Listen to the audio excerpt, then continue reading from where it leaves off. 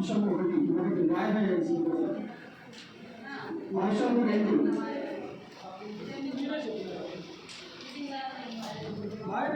వాయిదా 2 ఆమోదం తెలుపుతున్నాము, 3 ఆమోదం తెలుపుతున్నాము, 4 వాయిదా వేయాల్సిందిగా కోరుతున్నాము. 4వ అంశాన్ని వాయిదా వేయాల్సిందిగా కోరుతున్నాం. 5వ అంశం ఆమోదం తెలుపుతున్నాం. అదేవిధంగా అంశాన్ని వాయిదా వేయాల్సిందిగా కోరుతున్నాం. 10వ అంశం నా వారికి సంబంధించింది. నా ఎదురు ఎక్కువనే జరిగింది కాబట్టి 10వ అంశాన్ని వాయిదా వేయాల్సిందిగా కోరుతున్నాం. అదేవిధంగా 11వ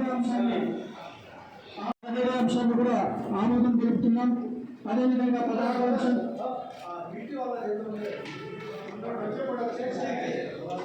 16వ అంశాన్ని కూడా ఆమోదం తెలుపుతున్నాం.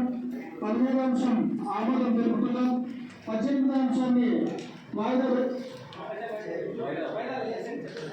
వేయాల్సిందిగా కోరుతున్నాం. 18వ అంశాన్ని అదేవిధంగా 19వ అంశం ఆమోదం తెలుపుతున్నాం. 20వ అంశాన్ని వాయిదా వేయాల్సిందిగా కోరుతున్నాం. 21 అంశం 21 కూడా వాయిదా వేయాల్సిందిగా కోరుతున్నాం. 22